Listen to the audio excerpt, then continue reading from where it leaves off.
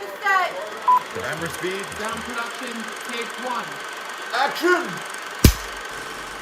What is up, my fellow film buffers? We got a good one for you today. I love episodes like this. I just feel like that they're hangout sessions, just you and me hanging out. 2004 Spider-Man 2. That's what we're discussing today for the Film Buff. You're obsessive film freak. You know me. I mean, I can look out my window right now and I see William Penn coming to you from Philadelphia, PA, the greatest city in the world. I wouldn't trade it for anything. If I could pick up arms to defend this city from invaders, I would. So recently, and I got some super cold, chilled, super chilled, sub-zero level coffee here. I've been getting really good with just getting a cold. Not shaking it, but just putting these really big ice cubes in there and just, I keep stirring the coffee until the glass just gets super cold to the touch. It's hard for me to drink it any other way. 2004, midnight. When this movie dropped, I was there. We were at I was working at the comic shop. We were running promotions with a local theater that would eventually have our local Cinemark. Had what's his name? Ray Fisher, Ray Rice, the cyborg from Justice League of America. He was like an usher there for a while. So my comic shop, we would do folding tables, have trade paperbacks, toys, promotions, t-shirts.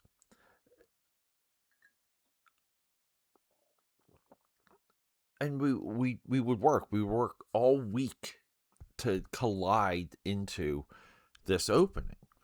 And the weekend was good. So we would be there early the next Saturday and the next Sunday, handing out flyers, having merchandise available, which is a little bit funny because now when I go to the movie theater, I see nothing but merchandise from the movie theater. It's like I shouldn't have to buy a keychain just to see a movie or be sold a pillowcase, but that's the theater going world we live in.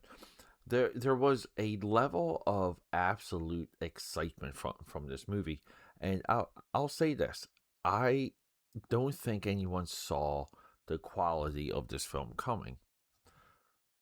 You might be asking yourself, Pete, like, why are we just dropping Spider-Man 2? How come you're not doing Spider-Man 1? I've done an episode on the predecessor, essentially calling that movie the GOAT, maybe the greatest superhero movie of all time, maybe the greatest superhero origin story of all time. Just how it ended up on film.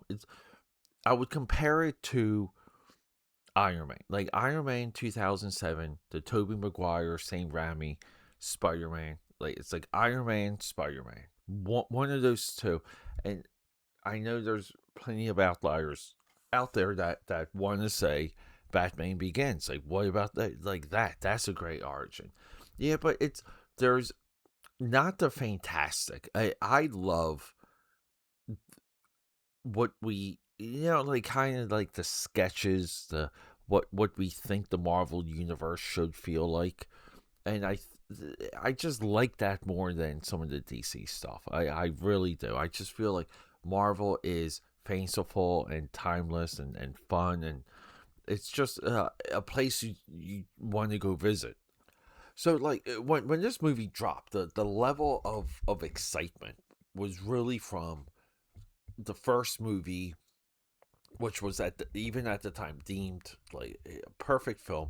The internet would label the Green Goblin as Power Ranger Green Goblin, but I even just watching it recently, and what led to all of this is I randomly put on that first movie. A lot of times I call them kinetic movies. I just like to put on kinetic movies. When the household's doing things. These are movies that, full of beautiful people, so they're mainstream. everyone's a model, but usually like good visuals, great music, familiar faces. Just put it on for background, and then quickly, my fiance, who it's been years since she's seen the movies, but she watched them when she was younger. She vaguely remembered the movie. Immediately sits down, starts watching it, and the drama of Peter Parker's life just pulled her in. So we spent a few nights watching Spider-Man 1, 2, and 3. She was less familiar with the third one. And like I said, I've done a video on the first Spider-Man.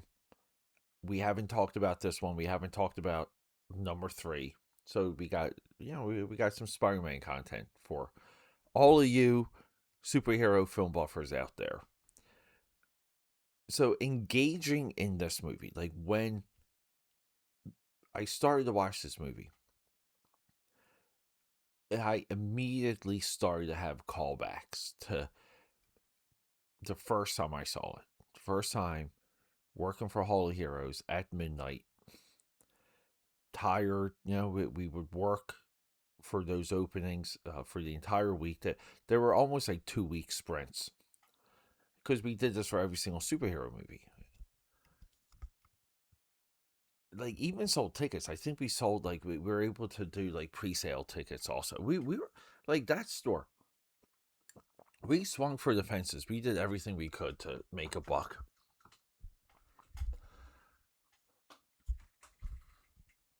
The human drama in this movie, the struggle of Peter Parker,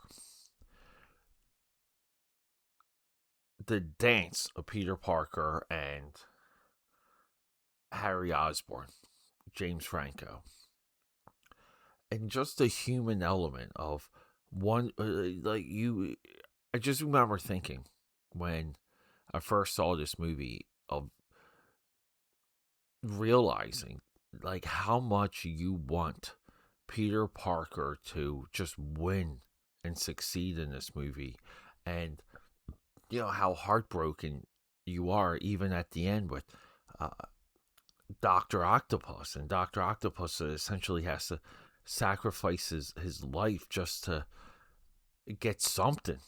The Dr. Octopus origin scene with the death of his wife, and then everything with the operation when they try and sever the arms from him, and the arms just murder a room full of doctors.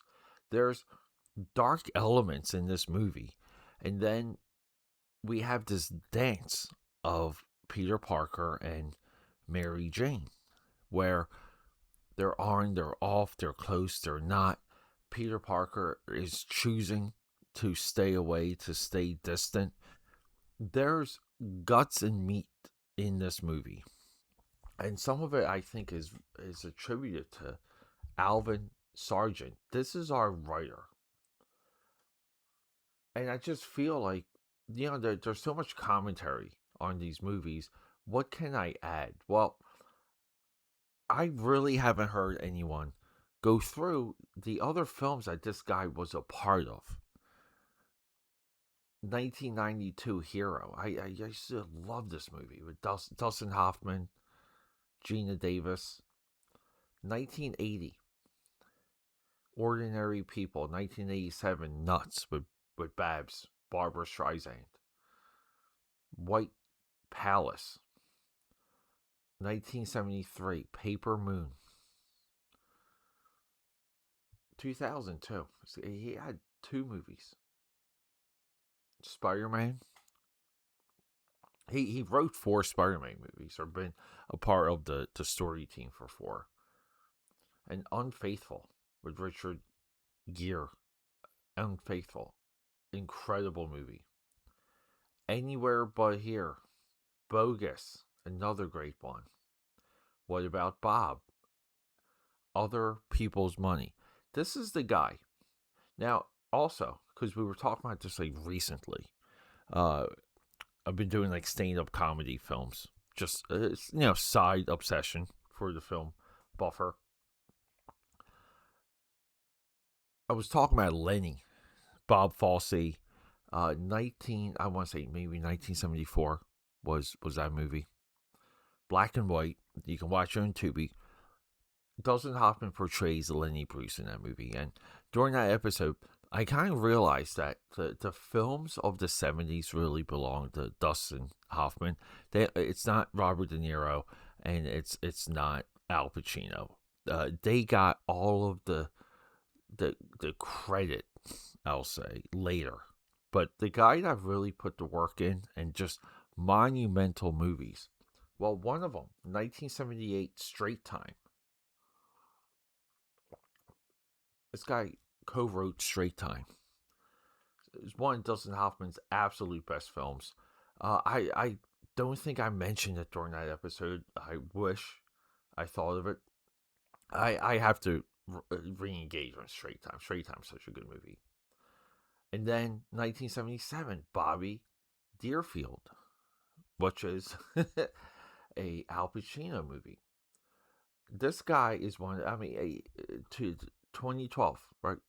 So all his movies from 2002, 10 years, 2012, his latest movie was The Amazing Spider-Man.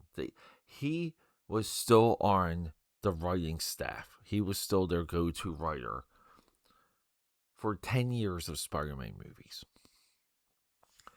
And we look at The Amazing and just the way we work the death of Ben, when Uncle Ben dies, that scene, everything with him and Gwen Stacy, Peter Parker and Gwen Stacy, and I'm talking about the Andrew Garfield one.